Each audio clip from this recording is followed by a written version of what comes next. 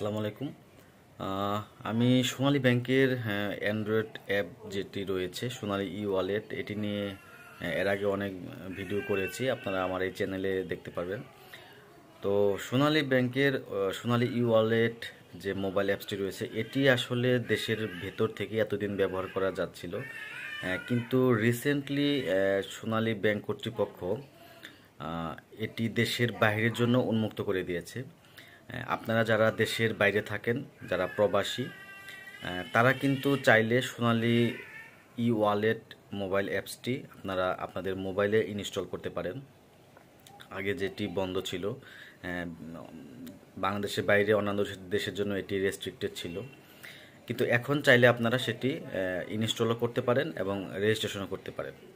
তবে রেজিস্ট্রেশন করার আগে একটি জিনিস আপনাদের খেয়াল রাখতে হবে। যারা দেশের মোবাইল সিম যারা বিদেশে নিয়ে গেছেন, অথবা যারা বিদেশের মোবাইল ইউজ করেন, বিদেশি নাম্বার ইউজ করেন যারা, তারা চাইলে কিন্তু আপনাদের সেই নাম্বারে আপনারা সোনালী ই ওয়ালেট অ্যাপটি চালাতে পারবেন। অর্থাৎ আগে অনেকেই বাংলাদেশ থেকে ইনস্টল করে মোবাইল নিয়ে তারপরে বিদেশে অনেকেই গিয়েছে। তারা যেটি সমস্যা ছিল যে ওটিপির প্রবলেম আসতো, ওটিপিটা কিন্তু দেশের বাইরে যেত না। বাংলাদেশের যে সিমটি ছিল সেই সিমে ওটিপি যেত, পরে এই সিমের ওটিপিটা হয়তো আপনারা মেসেঞ্জারের মাধ্যমে বা ইমোর মাধ্যমে আপনারা নিয়ে তারপরে কাজ করেছেন, অনেকে এরকম করেছে। কিন্তু এখন থেকে অর্থাৎ আজকে তারিখ হচ্ছে 12/01/2023, আরও সপ্তাহখানিক আগে এটি দেশের বাইরের জন্য উন্মুক্ত করে দেওয়া হয়েছে।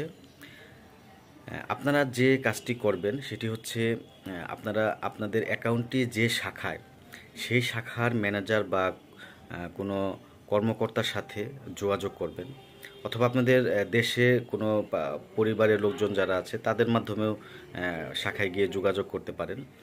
অর্থাৎ আপনাদের যে বিদেশি যে নাম্বারটি রয়েছে সেই নাম্বারটি আমাদের সোনালী ব্যাংকের যে অ্যাকাউন্ট আছে সেই অ্যাকাউন্টে আপডেট করতে হবে।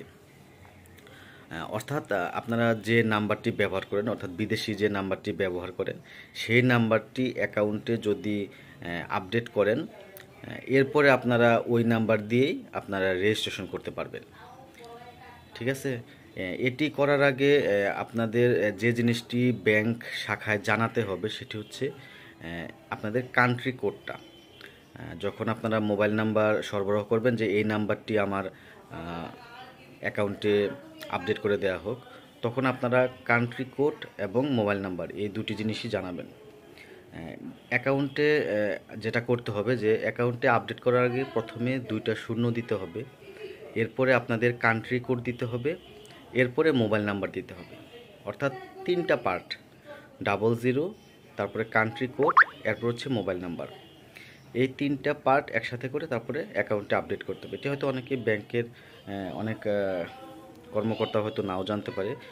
আমি আপনাদের বলে দিলাম, আপনারা যদি শাখায় যোগাযোগ করেন সেই হিসেবে আপনারাও বলে দিতে পারেন।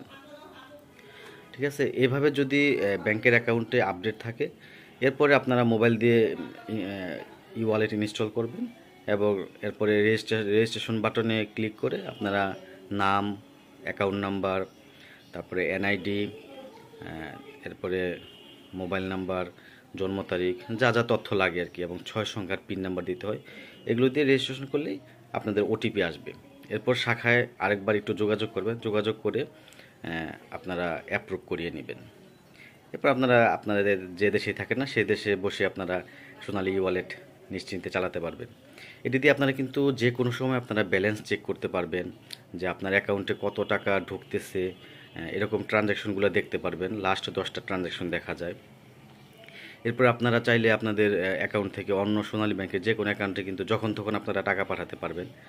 এরপরে চাইলে অন্য ব্যাংকের অ্যাকাউন্টেও পাঠানো যায়, মোবাইল রিচার্জ করা যায়, এরকম অনেক কিছু সুবিধা অ্যাড করা হয়েছে। এখন বর্তমানে আরেকটি যে সুবিধা অ্যাড করা হয়েছে সেটা কিন্তু কিউআর কোডের মাধ্যমেও ব্যাংকের শাখায় গিয়ে টাকা তোলা যাচ্ছে।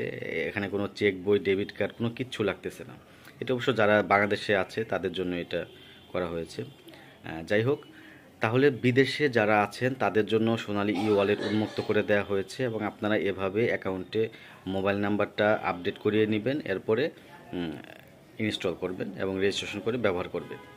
আপনারা আরেকটি কাজ করতে পারেন, যদি ব্যাংকের সাথে যোগাযোগ না করতে পারেন সেক্ষেত্রে আপনারা একটা হাতে দরখাস্ত লিখতে পারেন, অথবা প্রিন্ট করেও কম্পিউটারে টাইপ করেও দরখাস্ত লিখতে পারেন, যেখানে থাকবে যে বরাবর ম্যানেজার এই শাখা সোনালী ব্যাংক লিমিটেড এই জেলা, এরকম থাকবে। বিষয় থাকবে যে সোনালী ই ওয়ালেট রেজিস্ট্রেশন করার জন্য মোবাইল নাম্বার আপডেট বিষয়, এরকম একটা বিষয় দিবেন।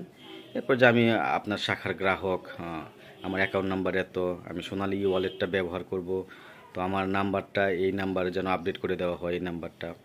এরপর আপনাদের নিবেদক হিসেবে নাম, তারপরে আপনার মোবাইল নাম্বার তথ্য দিবেন এবং একটি সিগনেচার দিবেন, যে সিগনেচারটা আপনাদের অ্যাকাউন্টে দেয়া আছে।